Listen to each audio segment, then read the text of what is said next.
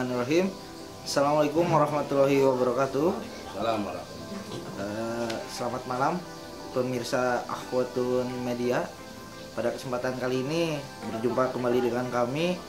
Saya Opik dari Akhwatun Media sebagai host, juga bersama narasumber setia kita ada Mang Yo. Dan pada kesempatan kali ini kita akan membahas tema tentang hidup indah bila mencari berkah. Dan di episode ini kita akan membagi menjadi dua segmen. Yang pertama kita akan mengupas tuntas tentang berkah itu apa sih, definisinya, kemudian ciri-ciri dari berkah itu bagaimana, kemudian cara mencari keberkahannya bagaimana. Terus jika ada orang yang mengeluh, apakah akan mempengaruhi akan keberkahan itu, dan berkah itu meliputi apa saja. Nanti kita akan bahas di segmen pertama, dan di segmen yang keduanya nanti akan ada saudara kita dari Akhwatun Media juga sebagai narasumber, yang nanti dia akan membahas ataupun curhat tentang selama dia berkecimpung di grup Akhwatun. Dia siapa nanti tinggal dilihat saja ya, biar penasaran. Dan di episode lainnya mungkin nanti akan ada narasumber saudara-saudara kita yang lain yang akan ikut bergabung. Jadi tinggal tunggu tanggal mainnya. Sekarang kita mulai bahas tentang ini ya, Mang Yo. Mang Yo, untuk hidup indah bila mencari berkah. Nah, definisi dari berkah itu bagaimana sih, Mang Yo? Boleh dikupas tuntas? Bismillahirrahmanirrahim, teman-teman akhwatun yang saya cintai. Alhamdulillahirrahmanirrahim. Allahumma sholli ala sayyidina Muhammad wa sayyidina Muhammad. Ya, berkah itu basically ya ziyadatul khair ba'dal khair. Jadi artinya nilai selalu plus, selalu plus, selalu plus, selalu poin nambah. Contoh dalam beberapa kalimat, beberapa kata di setiap yang dakwah ataupun yang teman-teman selalu bicara, nikah supaya berkah, usaha biar berkah, apalagi apapun dagang biar berkah, hidup supaya berkah. Artinya selalu nilai plus. Misalkan contoh dagang tidak rugi, itu udah berkah. Ngaji diamalkan ilmunya bisa bermanfaat buat dirinya dan umum, itu subhanallah berkah. Jadi definisi berkah itu selalu nilai plus, ziyadatul khair ba'dal khair kalau bahasa dari kitabnya begitu. Oh begitu. Nah, kalau misalkan misal gitu Mang Yo, ada harta yang melimpah. Nah, apakah itu sudah pasti berkah atau bagaimana itu, Mang Yo? Ya belum tentu. Orang itu kan tergantung kebutuhannya masing-masing. Walaupun misalkan si A banyak harta, belum tentu dia cukup dan belum tentu dia bisa berkah, bisa menikmati hartanya.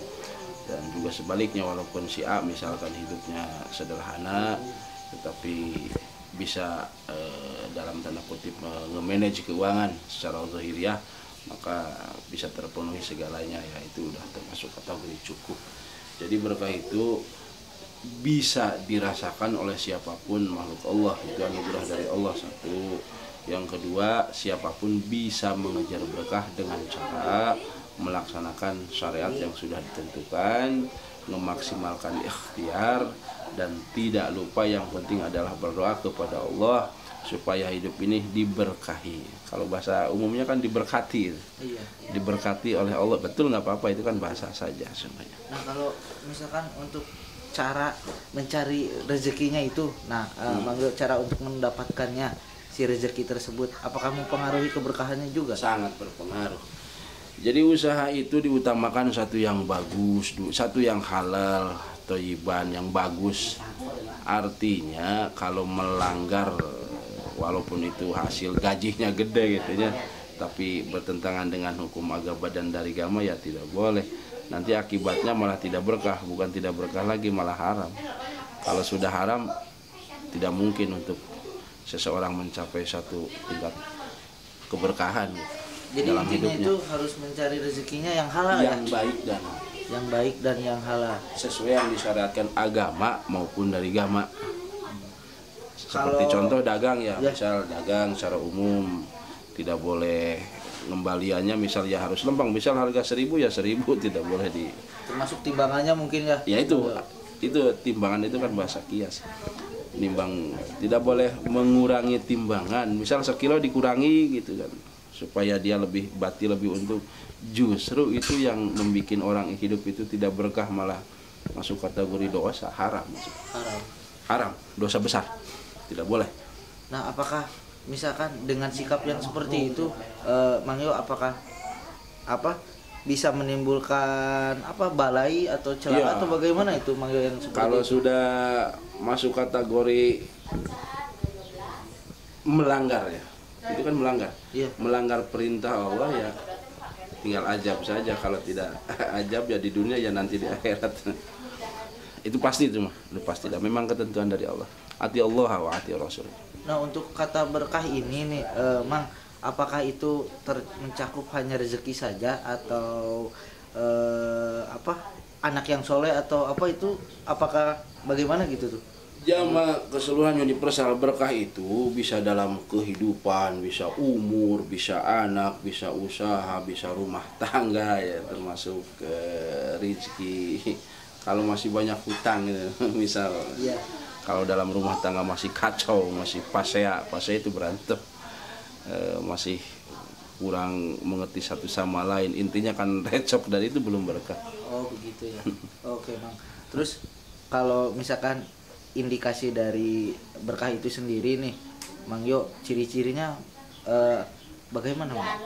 Nyaman, tentram, adem, ayam, loh jinawi, gemah ripah, repeh rapih. Istilahnya kalaupun ada masalah biasanya segera akan ada solusi. Kalaupun ada hal apapun yang diinginkan yang sifatnya baik, yang Allah ridho, akan segera tercapai, insya Allah. Jadi inti dari berkah itu nanti akan mendatangkan kebahagiaan, emang betul tidak Mang? Secara personil pribadi ya, secara umum juga iya, baik itu biasanya kalau di pondasi kehidupan ya orang-orang galibnya itu di rumah tangga ya. Kalau rumah tangganya aman, tentrem, damai, loh jinawi ya, insya Allah itu sudah masuki tanda kutip nikmat dari Allah ya, karena berkah ya, karena beliau dapat nikmat tetap bersyukur, dapat ujian bersabar dan tawakal, dapat istilahnya ujian yang kecil pun ya tetap bersabar, Pak, insya Allah bakal dapat anugerah dari Allah nanti. Di samping juga pahala, di samping juga nanti dapat yang reward yang luar biasa nanti di akhirat. Nah itu kan untuk rumah tangga ya Pak ya, untuk Baik keluarga. personil, apapun itu, rumah tangga, personil pribadi maksudnya, secara individu yang masih bujang ataupun yang hidup sendiri, ya tetap ditanamkan nilai-nilai 1 sobar, 2 tawakal, 3 ikhtiar, maksimalkan, dan terakhir adalah doa. Maka insya Allah jalan untuk menuju keberkahan di situ akan tercapai. Kalau untuk di pekerjaan gitu Mang, di perusahaan itu bagaimana? Sama halnya. Jadi misalkan kita di DO dipecat, zaman corona ini kan lumpuh 70%, banyak yang pengangguran. Manfaatkan untuk lebih banyak mendekatkan diri kepada Allah saja dulu. Nanti mudah-mudahan Allah memberikan petunjuk yang terbaik buat orang itu, insya Allah. Dengan cara apapun dan bagaimanapun ya, manusia tetap harus hidup, tapi hidupnya yang sesuai aturan yang ditentukan Allah dan Rasulnya. Jadi aturan taat juga aturan yang sekarang, karena kita ada hidup di dunia ya, taat dulu ke pemerintahan setempat, aturan-aturan yang ada di dunia maksudnya, insya Allah. Bisa. Pak, untuk Teh Ani sudah mulai silaturahmi itu dari kapan Pak mengenal ada di grup kurang lebih dengan Mang Yo dan teman-teman yang lain? Udah lama, ada berapa setahun mah kurang Pak Ustadz ya. Setahun kurang. Iyalah. Kurang lebih setahun lah. Iya. Sering Pak silaturahmi? Sering, alhamdulillah gitu. Iya. Kegiatannya apa saja Pak? Kegiatannya biasa aja, jadi ceramah, kadang-kadang acara rohani. Jadi kadang-kadang tetangga ada yang kurang mampu atau anak yatim, alhamdulillah sangat membantu itu bagi. Jadi Ahwatun itu berterima kasih lah atas kehadiran kesini itu, silaturahmi itu sambil membantu kan tetangga yang kekurangan apalah, yang anak yatim misalkan yang kurang mampu, yang jompo, alhamdulillah dibantu sama Pak Ustadz gitu ya. Dan teman-teman di Iya, Ahwatun di grup, Pak. grup Ahwatun gitu. Oh, iya, Jadi iya. bagi saya mah sangat membantu ya kami gitu ya. Membantu, iya, iya. Selain itu Pak, kegiatannya ada lagi yang lain Pak? Ya kalau saya kan ceramah sering bertanya kan Sering gitu bertanya. lah. Soal jadi guru Konsultasi. gitu aja lah. Tapi Iya. kan atas kehadiran Pak Ustadz itu Ahwatun Group itu jadi bagi kami mah menjadi memperkuat keimanan, keyakinan itu Keyakinan. jadi semakin yakin kepada Gusti Allah itu semakin yakin gitu lah. Sudah banyak Pak yang sering dibantu sama Udah. di masih sekitar Iya, iya. Sindang Balai Iya, Pak? iya, iya. Sindang Balai. Alhamdulillah gitu. Dan bagi kami manfaatnya kan alhamdulillah bermanfaat gitulah dan terasa gitu. Kadang-kadang seminta doa gini-gini alhamdulillah gitu asal kita yakin. Jadi bagi kami mah sangat membantu gitu. Kadang-kadang nggak ada kan seminggu sudah kehilangan gitu kemana gitu Pak Ustadz gitu kan. Iya. Saking gue itu ya. Pernah ada masalah Pak yang ketika Mang Yo datang itu benar-benar wah alhamdulillah ada Alhamdulillah Mang Yo ya. gitu. Terkabul gitu lah. Ya alhamdulillah bukan. Tapi angin Gusti Allah kan tapi Iya, cuma betul. cuma Asbab. pelantara Iya, iyalah pelantara. gitu ya. Betul. Alhamdulillah sangat banyak membantu bagi saya mah gitu dah. Kadang-kadang saya pun suka minta Pak Ustadz gini-gini keluhan, alhamdulillah kasih, alhamdulillah kalau saya yakin mah gitu.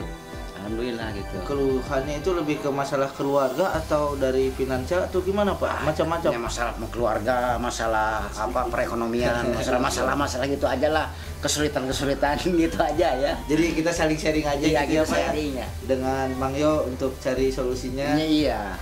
gimana untuk ngatasin Nah, gitu. masalahnya Iya, itu itu. kayak gitu. Antarinya mah ke Gusti Allah juga kan jadi kita langsung kuat gitu loh, keyakinan itu makin bertambah. Betul. Bukan bagi semangat gitu.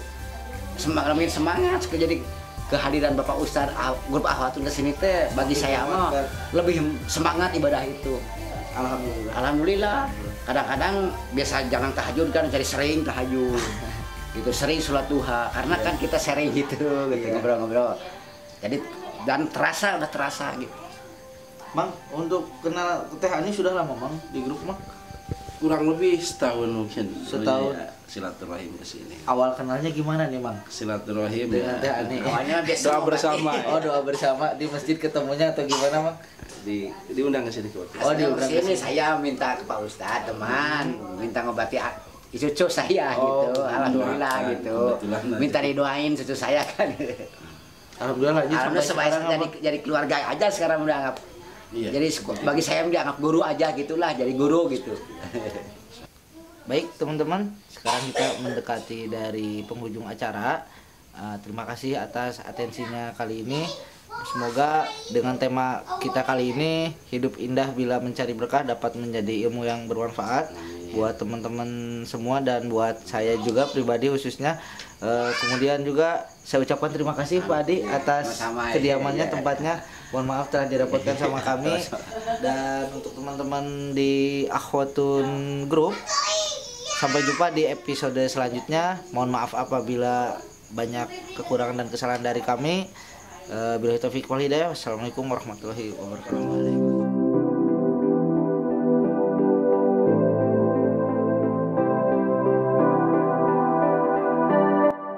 Oke teman-teman, kita sekarang ini behind the skin ya, behind the skin persiapan live Ahwat Media. Nah ini pas kita sambil kita Lulus. tunggu reda, rehat. Itu kasihan. Apa?